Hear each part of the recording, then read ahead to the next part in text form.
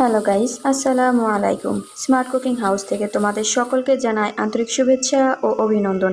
আশা করছি তোমরা ভালো আছো। আমিও তোমাদের দোয়া ও আল্লাহ তাআলার রহমতে অনেক ভালো আছি। চলে আসলাম আবারও নতুন একটি রেসিপি নিয়ে। তো চলো তাহলে রেসিপিটা শুরু করি। এখানে আমি কিছু দারুচিনি, জিরা, গোলমরিচ, লবঙ্গ, এলাচ নিয়েছি। এবার ভেজে নিব। ভাজা হয়ে গিয়েছে, এবার নামিয়ে নিয়েছি। তেল দিয়েছি, তেল গরম করে নিয়ে সামান্য লবণ দিয়েছি যাতে কড়াইতে মাছ লেগে না যায়। তো এখানে আমি একটি লেজ ও মাথা নিয়েছি, এগুলো ভেজে নিচ্ছি।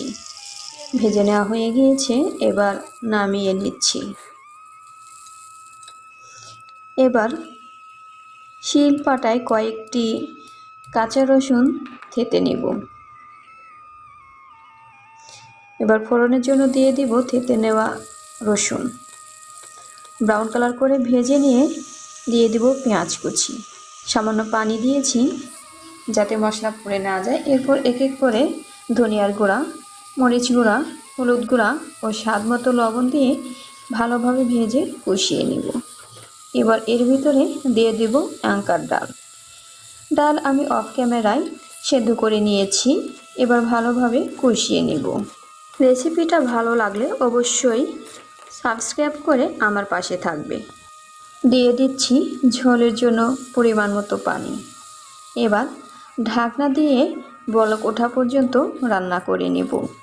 প্রথমে যে মশলাটি ভেজে নিয়েছিলাম, এবার সেটি গুঁড়ো করে নেব। গুঁড়ো করা হয়েছে, এবার তুলে নিচ্ছি। আমি মিহি করে গুঁড়ো করিনি। এবার ঢাকনা খুলে ভেজে রাখা মাছগুলো এর ভিতরে দিয়ে দেব। তোমাদের আগেই বলেছি এখানে আমি একটি লেজ ও একটি মাথা ব্যবহার করেছি। এবার এগুলো ভেঙে নিয়ে ডালের সাথে মিক্সড করে নিব।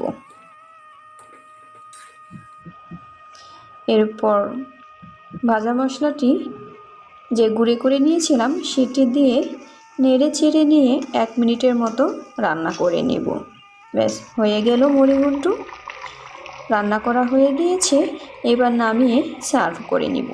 রেসিপিটা তোমাদের কাছে কেমন লেগেছে অবশ্যই কমেন্টস করে জানাবে। আজ বিদায় নিচ্ছি, আবার দেখা হবে নতুন কোনো রেসিপিতে। ভালো থেকো, সুস্থ থেকো, আল্লাহ হাফেজ।